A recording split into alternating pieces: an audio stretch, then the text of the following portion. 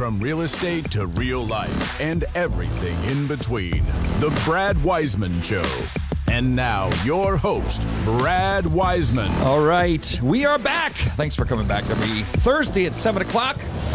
This is going to be a good show. I know I say that every time, but I got to tell you, this is going to be a really good show. This nice lady came all the way from northern New Jersey or central New Jersey, somewhere in that area. And it was about to snow, and she still came down here, which is amazing. Her name is Nicole Perrone. She is the $1 billion banker. That's How right. you doing? Good. I made it here. Yeah, I'm you did excited make it to be here. here. I feel bad that I made you come all the way down here when it was That's supposed to okay. snow. I'm going to get you back. You're going to come to New Jersey. I would love to do that. That'd be great. I would love to do that. It'd be really I would fun. love that too. So you're the senior vice president of the production at Cross Country Mortgage. What does that mean? So essentially, I'm one of the leaders here. Okay. I also handle mortgage transactions Yeah. myself as well. But I have a great team with me here. Work on one of the biggest teams within the company, which is amazing. And we're the #1 distributed retail mortgage lender in the country. So Unbelievable. yeah, we're doing 1 out of every 37 loans, 170 different investors we work with. So as I was telling you before, it's been a lot of fun being here. Yeah. And I'm just passionate about leading great loan officers. So That's cool. As you've done a great job growing here, I hope to do the same. Yeah, that's all. Well, you're doing it. You're doing it. So we'll get into the podcast then, because the podcast is really, really good and everything you're doing.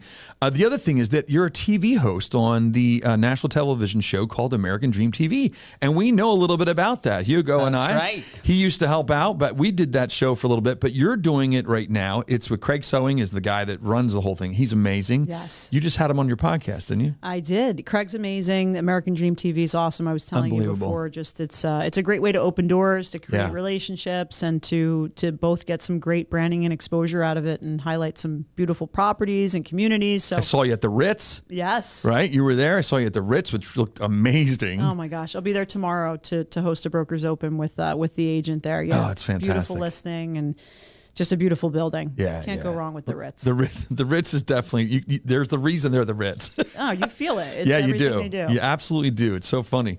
So let's go into this. So what really caught my attention is I look at a lot of different guests and I'm like, okay, yes, maybe I'll have them on, whatever. And then yours, what really got me was this thing that you call the science of luck. Yes.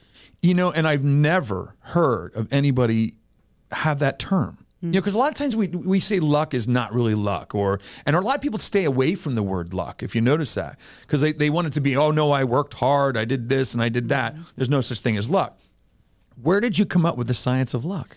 Well, so I was asked to do a keynote speech at the 4th annual Women's Conference for the Jersey Shore Chamber of Commerce that we're members of, and I was really honored. And then I was like, oh my gosh, what am I going to talk about? I'm not going to talk about mortgage products. Nobody wants the realtors don't even want to hear about that. So Nope. I had to put my thinking cap on, and I was just doing some research, trying to think about what would be a great topic that's kind of all encompassing, both personal and business. And so came up with the science of luck. I can't own the concept, right? There's probably a book title for every kind of way you can say this, the science equation, whatever. But I'm really enjoying going on tour talking about it. The keynote went great. Yeah. Everybody was Well, very it caught my interested. attention. Yeah. So Seriously, I wouldn't have met you if I wouldn't have. I looked at you. I'm like, this person looks like they know what they're talking about. And all of a sudden, I'm looking at the caption, and I saw the luck thing in there, and that to me was really cool. And it stuck. The luck stuck. It did. See, you're getting lucky. Look at that. All right. No, but it stuck. And now you're traveling around talking more about this, and you're using your podcast. You talk about it. Yes.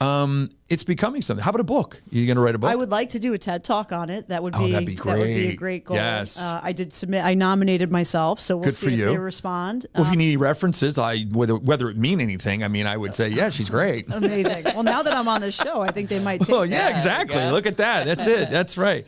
So let's go back into this. A lot of times when I've heard about luck, and I know you kind of talk about this in your talk, was they always said it's when preparation meets opportunity. You kind of have that in there too, with like a little twist to it. There was some different things because you were talking about lucky, making sure, what do I need to do today to be luckier tomorrow? Right. That's a cool concept. Yeah, it is. And you know what? Preparation and opportunity are a big piece of that. Yeah. That formula, but it's not enough, just preparation and opportunity, because without that last step, that last piece of the formula, you'll miss the opportunity to create luck in your life. Yeah. And so it's important that you follow all the way through with the formula. And it's just one of those things that we have to be doing over and over again in our lives. Yeah. We all experience setbacks and failures, and sometimes we can follow the formula to a T. Yeah. And it doesn't create the luck the first time, but we go through a lot of examples of just some great people that have achieved so much in their lives that have applied it. And so I'm not going to tell you the formula yet, though. No, you're not going to tell. So I'm like on the edge of my seat here. I'm thinking, does she know she didn't say it yet? Yeah. I'm like, she's just like kind of baiting us. She's It's like keeping us in clickbait here. suspense here. Yeah. Yeah, geez. So maybe if I use my 8-ball, maybe Yeah, something will try. tell me Am there. I I don't know gonna if it's get in there, lucky? luck or something's in there. I'm not sure. So, yes, so the thing that was funny, like I said, with the luckier tomorrow, so there's things that we need to do today. Obviously, preparation's one of them. You know, Yes. And I always think, we just talked about this upstairs with Susan. I think a lot of times you have to know opportunity when you see it. Yes. I think a lot of people don't. And then when they see it, they don't realize it's opportunity, so they don't jump on it. So you can prepare as much as you want in life, but if you're not able to notice an opportunity, you're screwed. Right. And I think the preparation piece is so important. 'Cause Yeah. you're absolutely right, Brad. You have to, opportunity doesn't always come with like these bright flashing signs and signals, and you don't always know it's there. It's about awareness. It's about having broad social networks. It's about putting yourself in the right environment, and it's about having the right mindset, right? Yeah. Because when you feel prepared, when you feel confident about what you do, Yeah. you'll be in environments where you see opportunity everywhere. Right. And so I'm sure everywhere you go now, you see like, who's the next podcast guest, right? It's exactly right. So true. I look at everything through the lens of, that's a podcast right there. That's a podcast. So it's so true. And that's that reticular activating system, I think is what it's Yes. called, right? RAS, I guess what's right. But you're prepared, Yeah, right? absolutely. You have this amazing studio. You've 200 and something episodes, so many great reviews, and so you're prepared, you're ready, and that's why you can see that opportunity. Yeah. You're confident in what the value that your show provides. Yeah. You're confident in your ability to be a great host, and so that's why you'll see that opportunity all around you. And I'm sure, just because you're 6 years in, you're still learning, you're still growing, you're still listening to other people, and so that prepared part, you never stop with that. That's why the formula is so important, to constantly be rinsing and repeating. Oh, there's it. The rinse and repeat. Rinse and repeat. Yes, yeah. That was another thing I heard on one of the shows, one of the recordings that you had, whether it was a reel or something like that. I did a lot of, I call it creeping. Like when somebody's coming on my show, I have to like creep on them a little bit. Yeah, so I just dig in, to find out what's going on. But that's really cool. So let's go into luck as a skill. Is a skill. Luck is a skill. Yeah, it is. And I wrote my notes. Wait, what? Yeah. What? What? Is that really what? on Luck there? is a skill? Yeah, so if you think about it, right, there's a skill developed behind this formula, right? Yeah. Preparing, believing in yourself, putting this studio together, whatever the example is, Yeah. right?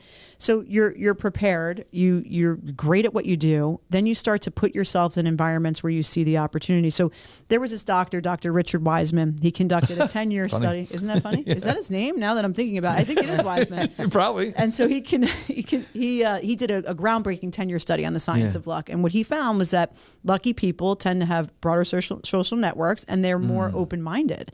And so ultimately, you're putting yourself in these environments, but then the next stage of this formula is bold action. And being able to do preparation, opportunity, bold action, and doing that consistently, there's a lot of skill that's involved there. There's a lot of mindset, motivation, discipline, not getting beat down by failure, right? Because sometimes you can apply that formula like we just said before, and at the end of it, you take that bold action, or maybe you don't take bold action, maybe you just take action, right? And you send one follow-up message or one phone call, right? Yeah. And that's not enough. So it really does require so many skill sets to have the discipline to consistently do that formula. And when you do, you're creating environments where luck can thrive in your life. Yeah. It's like, in short, it's the harder you work, the luckier you get.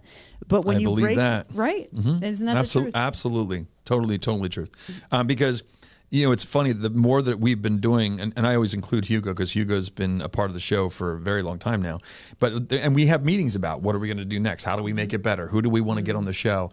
And it's true. Like the more we do it, the more we get better at it, and the more, I guess you want to say lucky, but there's doors that are opening. Sure. I mean, us meeting you is just a different guest and a great guest, and was very excited to have you here. So it's that kind of stuff too, which is really cool. Now, getting back to, you know, what's interesting too, you say, like we said before, okay, so you're prepared, the opportunity comes up, you realize the opportunity, but it doesn't work out. Yeah. That's the part about consistency. Right. Right. And you can't stop then. Exactly. You can't say, oh, I was unlucky. No, you got lucky, but it didn't work out. Not a big deal. Move on. Right. The more that you're creating that environment where luck can thrive, it's like, you know, you can't go on one listing presentation and then say, oh, I lost it, so now I'm not going to do all those steps that got me there to begin with, right? You're going to go back and do it again. Yep. You might have to do it 5 times to win 2 listings. Yep. But you keep doing it. And that's where that persistence, that self-belief, that mindset all come into play. And we use the example of J.K. Rowling. It might be a little bit corny, but ultimately 13 publishers before that book became what it is today. Could you imagine those people that turned her down? Yeah. How they feel? Unbelievable. I mean, Disney's got Universal Studios, we were just down there, and they have this whole, like, unbelievable Harry Potter land. It's unbelievable. I mean, that's from one person's imagination. Yeah. And it got turned down. Right. And so, you know, the preparation was writing the book. Yeah. Right. And then, you know, then you have to find a publisher. You have to seek out the opportunity, but then that bold action part. Yeah. That's the going to 13 publishers, right? Yeah. And so, you know, it's like the Michael Jordan, you know, who missed the most shots in basketball? Exactly. One of the best players. Best right? players, yep. Yeah, so, because and same as look at baseball. Baseball is the same thing. They strike out more than they ever hit. Yeah. It's just the way it is, you know? Right. So you have to kind of get comfortable with failure. You have to embrace it, because, you know, the closer you're getting to being excellent at what you do and continuing to excel and continuing to create environments where if I just keep doing this, at some point, it's going to happen. Yeah. It's amazing. What I think is amazing, what you said before, that you got asked to do a keynote for an organization, and you're like, oh shit, now what do I do? What the heck? What am I doing? What am I going to do? What am I going to talk about? That's a little stressful. Hey guys, I want to take a second and thank Comfort Pro. Since 2001, Comfort Pro has been helping customers stay comfortable where they live, work, and play. They have 24/7 emergency service and a 100% customer satisfaction guarantee. If you need help with your heating and air conditioning or indoor air quality, call Comfort Pro at 484-917-1803. Mention the show and receive a free humidifier with the installation of a complete system. Yeah, you know what? I work well under pressure. Yeah, I'm like a commit first, figure it out later. Sometimes is my. I don't need to come up with, you know, I don't need to know the whole process A through Z. I'm going to figure it out as I go. I'm going to keep doing my research, and so. I think you need to have a plan, but sometimes when you plan too much, that's where dreams go to die. You know, they just never get out of that stage, because it's like, oh my God, this is so overwhelming. How am I going to do this all? So true. That's why I don't script the show. Everybody says, well, how do you know what you're going to say? I said, look, and you can see I have bullets. That's it. Yeah. And the bullets are there, you know, basically just in case I'm like looking for something to say that the conversation needs another topic, you know, then that's what I look over there for. Right. But this becomes very conversational. I say now it's like the, you know, having coffee. Yeah. What used to be going out to lunch or having coffee or just having a meeting together. Now we have it here and recorded for plenty of people to hear. Absolutely. Love that. Yeah, it is cool. Really cool. So this is interesting. You said that you also now, and you did what you did during COVID when I started a podcast, you started a New Jersey construction. Yes. So you have a company that you're part of. And what is it? Are you building homes? Are you doing additions? I mean, what are you doing? So we're a general contractor. I have a phenomenal partner that's been doing construction for 30 years. He had an established business before we decided to dissolve that and open up a new entity called New Jersey Construction. So, you know, I always say New Jersey's most reliable contractor. Like, what's the problem you're going to solve for people? And so for us, it was, you know, being a reliable contractor. Yeah, it's hard to find. Someone that answers the phone, that does what they say they're going to do, that fixes mistakes when they happen. I love real estate. I'm a real estate investor. I've been doing mortgage banking for over 15 years.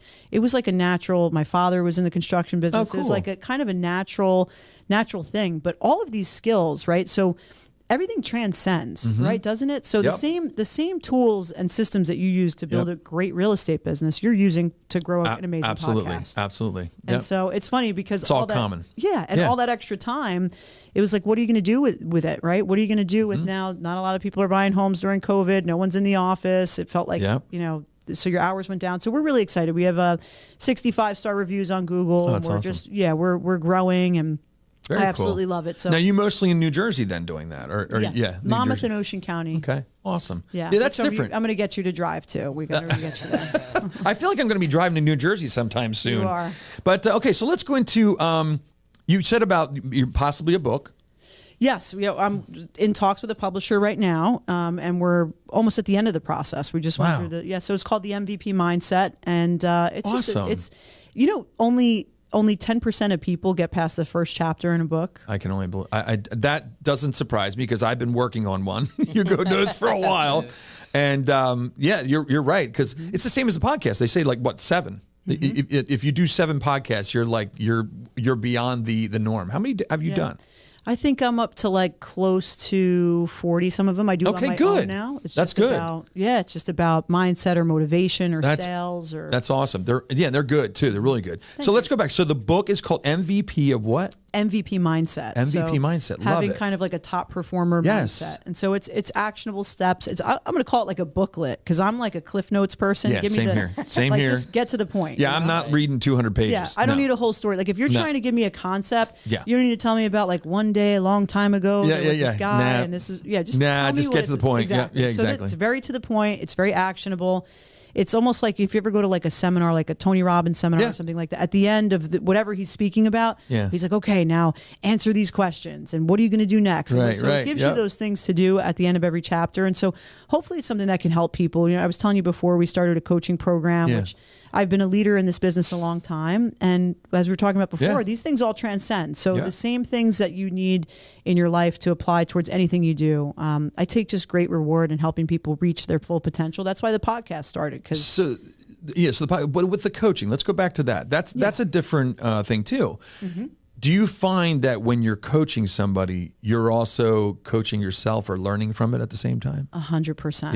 Yeah. I think when you're actually speaking something into existence, it helps you to continue to hold yourself accountable to those things too, because you want to lead by example. I had someone on the show the other day that was talking about the power of networking and connecting, right? Yeah. And she was talking about follow-up and how you have to be good with follow-up. And a lot of people leave that on the table. Yep. And as she was talking, I was thinking about all the people I needed to follow up with. I'm like, okay. That's good. That's pretty funny. I need to do right now. You're like, oh my gosh, I can't do this right now. I got to follow up. Yeah. I got back to the office. I'm like, I'm doing it now because it had been, I'll always get to it. You can't do activities and not follow up. Whether it be open houses or brokers opens, whatever you do for a living. That's the bold action part, right? Because that's the bold action part. I'm like, so how am I going to go to a real estate office, do a presentation on the science of luck, talk about bold action, and then not call these agents and say, they'll be like, she's full of it. Yeah, you got to be authentic. Exactly, got to be authentic. Yeah, it's cool. And you got to, look, you got to know how to build relationships. They don't just always happen right away, right? It happens over time, and so I think if you approach them authentically and you know how to stay connected, it's a great thing. I think the science of luck is really, hopefully, something that can inspire people to take more chances on themselves. Now, do you bring up science of luck in the book then? Do you bring that up in there? Nope. Or no? So this is a completely different book. This is I haven't written anything about the science of luck. But I would love to. I'm speaking about it in real estate offices, at seminars. It's just going to be a topic we continue to talk about because it's a great way for people to think about, the results of their work and what it can create. And then, because people look at someone that's successful. Oh, look at Brad. How lucky is he? He's got look at this podcast he's got. Look, he gets all these listings from the podcast. So what a lucky guy. No, Brad was a guy that prepared, that put himself in places where he'd find opportunity, and that took bold action. I mean, you're taking bold action to get guests every day, and how much you learn from just sitting here. It's unbelievable. What I learned from actually the research, I usually learn a lot. And then also from being here. And there's things that what happens too is that I'll sit back later on and I'll kind of analyze our conversation and think about what did I get from that? What can I use for the next podcast that makes me better, or, makes me better at asking questions or connecting with the guest or whatever. Right. So, well, you're great at asking questions. And when I think about the audience, right? And we ask that question in the presentation, what can you do today to be luckier tomorrow? Yeah. What's that phone call you need to make? Where's that place you need to go? Who's that person you have to see? Who's that person or that opportunity that you've left on the table? Because research finds that most people, they don't create that environment where luck can thrive because they miss opportunities. They just don't see them. They're not, So I use this example in my career where, I was with a large bank institution for almost 13 years. I was a producer, a loan officer, and then I wanted to become a leader. I was really passionate about wanting to grow my career, and I was prepared. But then there was this opportunity that came, and I applied for the position to run my own branch, and I didn't get it. And I was like, okay, all right. So I have to kind of now take a step back and figure out why. Maybe there's someone else more prepared than I am. Maybe that just wasn't the right thing for you. Right. But I saw the opportunity. So, about overcoming failure, right? This is what this one's about, is 6 months later, another job posting came up and I went for it again. And that time I got it. And ultimately, by the time I left, I was running the #1 team in the country. Amazing. As one of the youngest leaders in Manhattan. And our team did $2.1 billion in fundings in 1 year in 2021. Oh my gosh. 53 people on my team, 16 bankers. 53 people. Yeah. It was incredible. It was an incredible time, but it was one of those things if I didn't go after that next opportunity again, it just wouldn't have been there. So, you have to just believe in yourself. You're gonna hit these roadblocks. You're gonna fail. Keep going for it and keep preparing. I had to go back to the drawing board and say, how can I be better prepared the next time this opportunity comes? Because I'm still going to go after it. But I need to work on myself in the meantime. And so sometimes you can get feedback from people. Hey, what could I have done different? Yeah, I always do that. Always do that. I think even to just a listing, if I lose a listing, always do that. And and it's hard because you want to be freaking out on the person that they pick somebody else. But you have to say, hey, by the way, it would really help my business if you could tell me why you chose the other person. And if it comes from a real sincere, authentic place, they'll want to help you on that. And they'll tell you the truth and they'll say it. But you have to be ready to take that information, swallow and go, okay. You can't go, oh, they don't know what they're talking about or freak out about stuff. You just have to take the information. And that's part of learning. It's part of growing. Yeah. I was listening to one sales trainer who at that point, if, when you get that kind of objection, you talk to people about, before we kind of move along, talk to me about why, you kind of can get them back to where you were almost. Maybe they're not ready to list right now, or maybe it was a friend or family member. One thing you never want to do is make an assumption, right? Yeah. Oh, they must have not wanted me because I was too old, I was too young, I was... Right. So you got to get back out there. And it's funny because when I did the presentation at a real estate office on the science of luck, that was what someone asked. How do you overcome failure? How do you overcome rejection? You just beat yourself up so much. I mean, I heard the other day, 74% of realtors, didn't have one deal. Didn't have one deal. Yeah, we don't like to put that out there too much. No, I'm just kidding. Not this office though, right? Not this office. No, we'd be in trouble. Yeah, exactly. No, you're right. It is so true. And it's a statistic I actually wanted to bring up when we was on with Pete, but it is very true. And it's a little, but what's amazing about that, when I thought about that number, I thought, oh, well, there's no way that could be correct. We have about 1,200 agents in this county. It's a small county. I'd say probably about 200 or 300 are doing the business. Wow. So if you think about it, that's in that 70% range. Yeah. So what's weird for me is how are they making it? How are they making a living? I mean, it's still been. If you sell one house, you're doing better than most. Right. Exactly. Isn't that which is crazy? I mean, it's the same thing on the mortgage side of the business too. Right now, it's pretty incredible how degraded the opportunities become. But those people that are excelling, those are the people that are applying that luck formula in their life. They've probably gotten more prepared than ever. How do I prepare for COVID? How do I prepare when we get out of the lowest interest rate environment we've ever been in? For how long? That's a totally new skill to develop. Absolutely. How do I overcome the objection of I don't want to sell right now because I have a rate of 2% and rates are 7 or 8? It's hard. It's very hard. That's a tough one. That is a tough one. And we talk about this all the time. I mean, Hugo's shaking his head because a lot of times we talk about this on the show that I do with Pete. And it is hard because they're at 3.5% and they're saying, why would I sell, move to Florida and pay 7%? You know, but there's things in there. There's also, you know, are you going to always let money hold you back from where you want to be? Right. You know what I'm saying? Absolutely. Like, you got to be careful. Yeah, happiness is something too. Right. The other thing is that if you're at 2.5 or 3.5% and you're almost paid off your mortgage, you're going to be paying Uncle Sam more money because you don't have much to write off. Right. So there's a lot of things we come out, but it's hard. Are your kitchen and bathroom remodels a little overdue? Well, now's your chance to call First Response Contracting. John Sellers will take care of you. 484-256-7136. They do residential and commercial, and they're licensed and insured. Give them a call at 484-256-7136. And but you had to re-prepare for that. Right? Oh, absolutely. You had to kind of re-educate yourself. Well, what are some of the reasons why people would still consider moving? I mean, you know, almost 40% of all people that own homes don't have a mortgage. Yeah, we talk about it's Isn't so that true. incredible? It's amazing. It's the best time ever. Yeah. We have more equity right now in our country. It's like $1 trillion in equity. Yeah. And that's why when people say, 2008 is going to happen again, I'm like, no, it's not. Yeah. We didn't have equity back then. We had no value. And so it's a total, and banks were doing some things that were not good. I mean, what a great time to think about downsizing, right? So it's like, you know, I think in the beginning of your career, maybe somebody that's out there today that might be feeling discouraged, it's like, you know, it's never like you don't make it, right? It's not like you get to the top of that mountain and like, I'm here. Now I don't have to do anything else. It's like, now you have to stay there, right? So it requires just as much. I always use the example of like a professional athlete. They don't stop practicing once they become a pro. They practice more. Yeah. So, you know, that's why we talk about luck as a skill, because those other 30% of realtors, they're applying that skill, which is creating environments where luck is thriving in their life, and they're getting more listings, more clients. They're creating it. You're exactly right. You said creating. That's exactly right. They're creating. And I think a lot of people think it's going to come to them. It doesn't. You have to create it. You have to make it happen.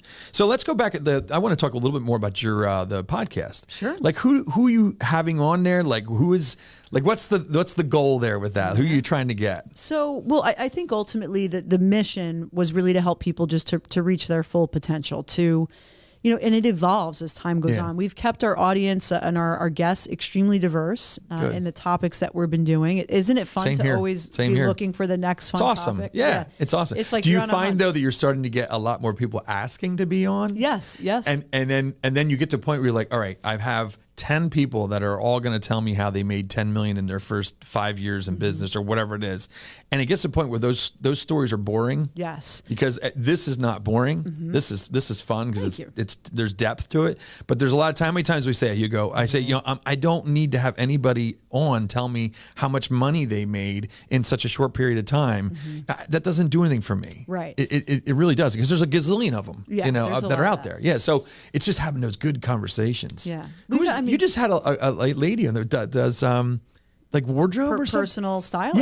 Yes. It's Carly Walco. She's she'll completely revamp. I mean, just think about when you think about confidence and preparation. Yes. I mean, you want to look good, right? And so that's something that a lot of people just aren't that great at, shopping and finding what fits them well. And so she'll come in your house, she'll go through your closet, she'll figure out what works, what doesn't work, and then she'll be your personal, and like, oh, Brad, she would have a field day with me. She'd be like, you know, you own nothing but plaid. I think you should get your hair like that again. Do you notice that I've lost most of that? Yeah, I wish I could get my hair like that. That would be amazing. Yeah, that's funny. I love it. It is funny. But no, that's really interesting. We try to get people on that we can fully help people, right? So we've had a personal stylist come on who does all your shopping. We had someone come on to talk about the truth about your health, right? You want to optimize your health. Yes. You want to optimize how you look so that you can feel better. Because in this job specifically, I don't know if you own a business, if you're a realtor, if you're a mortgage person, you need to feel good to show up every day and to have that mindset to get out there and try to win in a tough field. So we've also had some, I'd like to call them celebrities, HGTV celebrities, Love It or List It, Eric Aramita. We had a guy on, John Steingraber, who runs a great real estate investing networking, but he's also on A&E 24-hour flip. He had this incredible idea to flip a home in 24 hours. So just 2 12-hour days. and gets this thing back on the 12-hour. I was going to say 2 12-hour days. That works. I was thinking 24 hours. That's pretty amazing. Yeah. But even so, that's incredible. It is. It is really incredible. Wow, that's an undertaking. Yeah, but it was a great show. You should check it out. And his story is really powerful. And so we had Craig sewing. Yeah, I always want to say sewing. I know. Yeah, because I always asked him, it's sewing? He's like, yes, it's sewing. It's sewing. Yeah. So people talk about media. They talk about health. We're just giving all kinds of information. And then I'll do just a separate podcast, sometimes just audio only, sometimes video. I've seen that. I've seen you do the audio only where you'll have some notes. I want to do that. I haven't done that yet. I've talked to him about that, where there's certain things that I write a lot of stuff. And there's a lot of stuff that I have on trust and building relationships but I'd like to do it in that format. Well, we were talking about Ed Milet. He does a ton of just him, right? Yeah, he's amazing. He really is. He's just like prophesizing. He just talks and you just sit there and you're like, it's unbelievable. He's really amazing. Really is. Well, it's I love the podcast world. I mean, I think in order to do it, you have to really love listening to them too. I listen to Mel Robbins a lot. She's good. She's great. Good. Yeah, I'm listening to her book. I don't read books. I listen to them. Yeah. So I'm listening to her book right now. It's really good. She do a phenomenal job marketing that book. Huh? And she was at the Keller Williams family reunion last year. Oh, really? Yeah. We have another one coming up this year. It's really good. In fact, I'm going to Vegas next week to see that. It's the lady that did the makeup. She's a little heavier, but she does makeup. Yep. I forget Kern. I forget Jamie Lee Kern or something like that. She's amazing too. Mel Robbins and all these guys. What's your favorite podcast to listen to? Yeah, I think Ed and Mel are at the top of that list. Same here. I think but I'm always finding new ones, and they say find maybe like 5 or 10 that you like to really listen to, and sometimes you don't listen to the whole thing, but I love sharing them with people. I mean, before I did my own podcast, I was sharing other people's. I was like, Mom, you got to listen to this, right? I share them a lot. Ed Milet, I share all the time. Now, friends. I do start to notice that when we're talking about the podcast world, I'm developing this little training about how to launch and how to grow a podcast. Ooh, I don't know if have you heard of school.com with No. Alex Hormozy? So there's this whole thing, School, SKOOL. Really interesting. Look it up. You can create all these training modules, and there's a whole calendar. You could go live. You create your own little community, and they can subscribe to be a part of it with you. That sounds fun. There's so many people out there that are like lost. I'm like, what do I do? Right? When you think about a problem, how do you solve it? Yeah. You have so many agents. How do I do video? How do I edit the video? Who's going to do the photography? Who's going to do the film? How am I going to get a podcast? I don't know what I need. Mics, lighting, all this stuff. So it's a place where someone can go in and say, here's everything I need step by step for creating a podcast. I love that idea of that. So we'll talk about that because it's really cool. But check out school.com. It's an app, and there's a lot of. I'm actually subscribed to some other sales trainers that are on there, and so it's really cool if you're looking for like coaching at an affordable kind of group price. That's pretty neat. I never heard of that before. Yeah, that's pretty neat. It is interesting. Yeah. But I noticed in the podcast world, and probably your audience, maybe they're listening to podcasts, a lot of the ones that are really taking off are getting current events, right? Yeah. So part of what I like just the audio only is because you could just throw it on and boom, you're talking about the impact of Trump's executive orders and what it means for housing. Right? So we put something together like that, sent it out to 100 agents. Hey, not political, just informative. Yeah, just informative. Yeah, right. Exactly. And what does it mean? How's this going to impact us? Immediate housing relief, right? That was the EO, right? And increase the supply. And we need supply. Gosh, do we need supply? We do. It's everywhere too. I blame you guys. It's hard. Can you list a house? I mean, oh my gosh, it's so true. No, nobody wants to move. That's the problem. I mean, it's so funny, and that's the lower interest rate. So I blame you guys. I know. Yeah, it's our fault. I'm going to put it back on you. How do you like that? Well, there are options for that. Yeah, I know. We get into the mortgage product talk, but you can get a rate that's in the low 4s if you want to. Sure, just got to pay for it. Yeah. There's you could have the seller pay for it too. Yeah, exactly. Back to preparedness. It's just kind of try to find ways that you can create solutions for people and that they don't, in New Jersey, we have a $22,000 down payment assistance program. Wow. If you're a first generation homeowner, $15,000 if you're first generation homeowner. Interesting. First gen. Yeah, you guys have one in Pennsylvania we too. We have PHFA, which I think is what. Yeah, it's the same thing. Yeah. It's like I don't know what I think the amount's a little bit less. But that's because our average sale price is so much lower. But if you think about it, they haven't thrown more money at first time home buyers than they are today. Yeah, exactly. And so it's just and I have buyers that it's been 2 years they haven't found anything. It's crazy. Yeah, absolutely that's the crazy. Hard part. It is. It's finding getting the inventory, getting them to find what they like. So it's crazy. But you know what? We have to wrap this up, believe it or not. You have a question. Go ahead. Yes. Go ahead. You get your question Yes, in. thank you. Your first, a no-brainer productivity tip and a no-brainer financial tip for the average person.